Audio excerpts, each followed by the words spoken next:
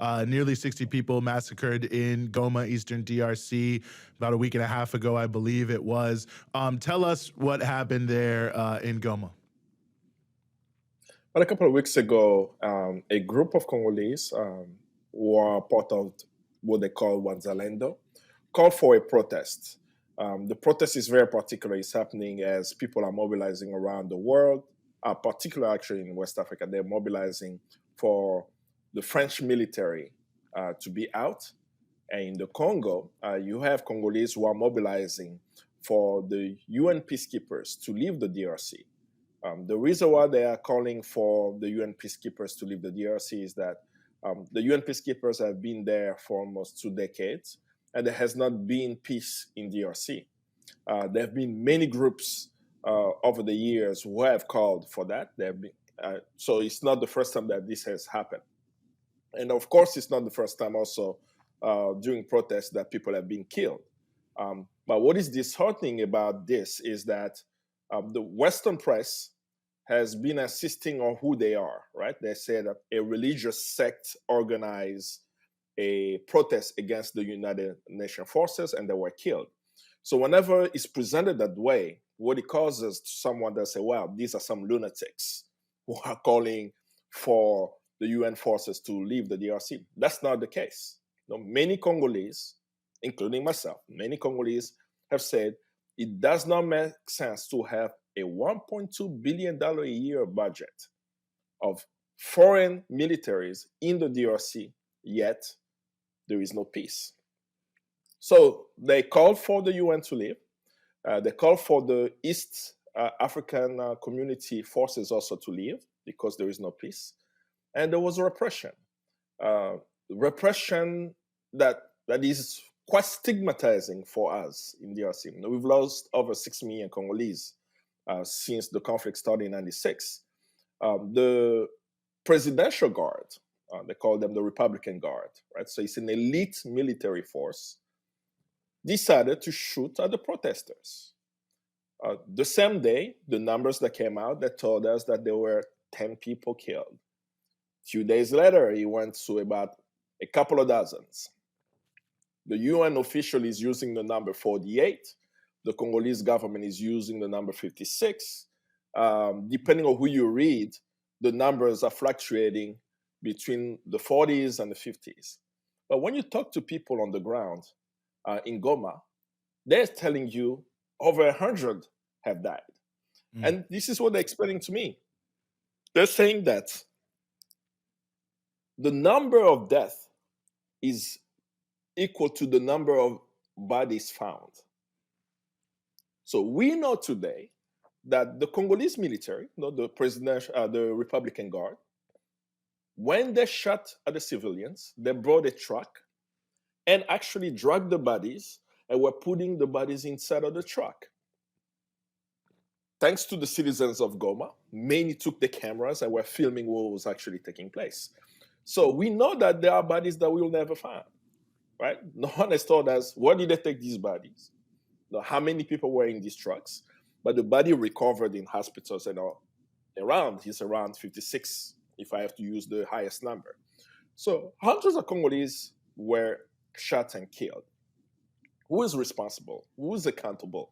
Who should be held responsible for the killing? I'm very clear that the Congolese government bear responsibility, right? They've had a sham trial. They have a few commanders who have, been put in front of the cameras as they are the ones who gave the order. But the way it happened begs the questions: why are Congolese people being killed by their own army when rebels, the M23 rebels, have held a town called Bunagana for a year? There is a town in the Congo that's no longer in control of the Congolese people. Right? For a year, these soldiers who can shoot at civilians are not able to shoot at rebels who are arming the people. Then you have to start thinking, who trained them? The African intelligence, a month or so ago, published an article showing us that the Republican Guards are being trained by Israel today. as the Israeli forces use the same type of violence against Palestinians? Of course, right? So when we see this type of brutality all around the world, we must start looking who is financing the Congolese military, who's training the Congolese army, for which, whose interest.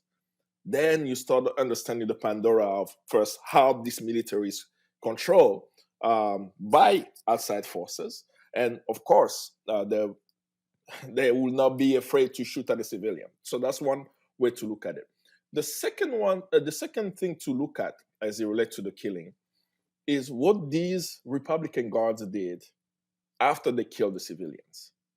Videos are circulating right now, filmed the people of in Goma, where you see the elite, right? The elite military force in Congo stealing cattle from the civilians. So you start asking yourself, are they dehumanized, right? How can they be the most elite forces in DRC, yet find their way to taking a goat and vegetables from families? Like they're literally destroying farms to take what people had, right? And all of this is happening in impunity.